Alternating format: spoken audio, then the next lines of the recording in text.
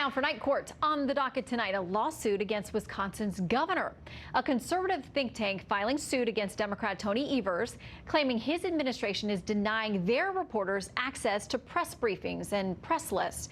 Evers staffers say they provide many opportunities for reporters to attend events with the governor. So let's bring in tonight's Legal Eagles, criminal defense attorney Bob Bianchi and constitutional law attorney Jenna Ellis Reeves. Thank you both for being with us tonight. Thanks so much, Shannon. Okay, so I want to start with Exhibit A. This is the governor, Evers. Deputy Chief of Staff Melissa Baldoff quoted saying this: members of the MacGyver Institute, this is this group that's suing, have attended several of the governor's events, including the budget signing at the Capitol, where a MacGyver member was called on to ask the first question. So, Jenna, sounds like they're being included. Well, the complaint here by the journalists is that they're being excluded specifically from the press emails and other information that's generally available to all other journalists. And so the First Amendment, of course, protects freedom of speech and freedom of the press. The 14th Amendment, also under equal protection, guarantees journalists the right to equal access, and then they can't be discriminated against for viewpoints. And so imagine, Shannon, if this were President Trump saying, or the press secretary's office or the DOJ saying, we are going to exclude you from a press list and certain events just because you're the Huffington Post or you're CNN. And so just because these journalists have gone to one or two events does not justify public officials saying you can't be on our email list, you can't have other information that's generally available to other journalists, and specifically in excluding them from other events where other members and other journalists are able to access. Okay, that takes us to Exhibit B, and this is from the MacGyver Institute, this conservative group that's suing. They say the First Amendment prohibits government from discriminating against certain news outlets based on their editorial viewpoint, as Jenna was saying.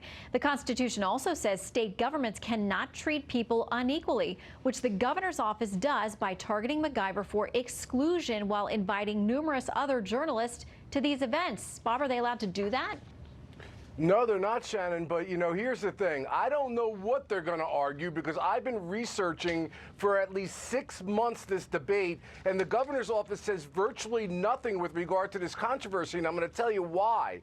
Because we have gotten to a point in government where the executive branch, of which the governor is part of the executive branch, and this is both a Democrat problem and a Republican problem. And if they don't like somebody or they don't like a law, then they just decide they're not going to execute or enforce that law, and they're going to force those people that are offended by that to have to go to court, spend a lot of money, because this governor's not playing to the court of law here, in my opinion, Shannon. He's playing to the court of public opinion. His base loves this, so he wins even if he loses. Well, Jenna, the office also says in our Exhibit C that the governor is committed to openness and transparency. He believes strongly that a fair and unbiased press corps is essential to our democracy.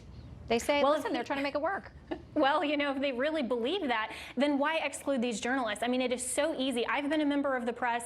I have been put on countless email lists. It's really not that hard. That's not something that's, you know, there was limited seating or anything. So this is something, Shannon, that I think that that's a great talking point for the governor's office, but that's not actually happening in practicality. I think the journalists here win. Very quickly, Bob, Bill Luters, who's the president of the Wisconsin Freedom of Information Council, editor of the Progressive magazine, he's like super far left, and he's even out there supporting these guys. He says if Tony Evers has what it takes to lead state government, Exhibit D, he ought to be able to withstand the inclusion and presence of reporters from a conservative news outlet. Even he's on their side.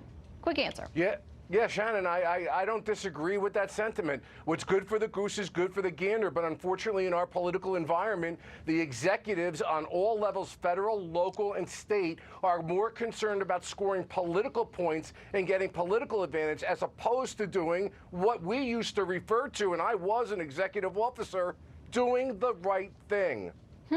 All right. I agree with Bob on that. Look, you guys agree on some of these key points. Bob and Jenna, you have ably made your arguments to our audience tonight. They are the jury, so we thank you. And for you out there watching in TV land, if you want to let us know how you would rule as a member of the jury, use the hashtag #NightCourt. You can either tag me at Shannon Bream or at Fox News Night. Let us know your verdict. Thank you both. Thank you. Okay, before we